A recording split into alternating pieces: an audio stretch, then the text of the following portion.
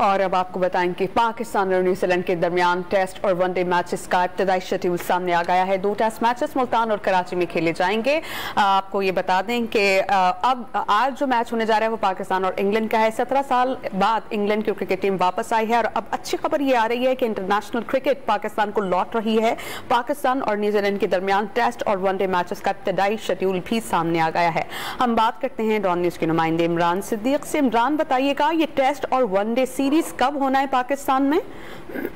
हाँ जी बिल्कुल, गुज़िश्ता बरस न्यूजीलैंड की क्रिकेट टीम पाकिस्तान का अधूरा छोड़कर जो है चली गई थी, जिसके बाद चेयरमैन पीसीबी रमीज राजा ने एक सख्त मौका अपनाया था जो कि काम आ रहा है। पहले न्यूजीलैंड क्रिकेट बोर्ड ने पाकिस्तान को कंपनसेट किया और जो नुकसान था वो भरा, और अब इस साल और अगले साल 2 मरतबा न्यूजीलैंड की क्रिकेट टीम पाकिस्तान का दौरा करेगी।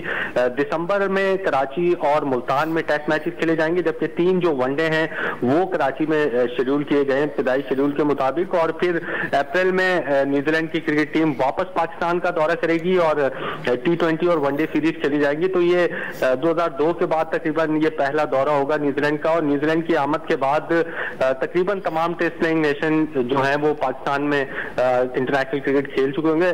भारत की हटाकर, क्योंकि भारत के जो सियासी मामलात हैं उसकी वजह से दौरा नहीं करती, तो न्यूजीलैंड की आमद के साथ ही ये पाकिस्तान का जो मुकम्मल तौर पर जो टेस्ट प्लेइंग नेशंस हैं वो पाकिस्तान का दौरा मुकम्मल कर चुके होंगे। जी इमरान, बहुत शुक्रिया आपका।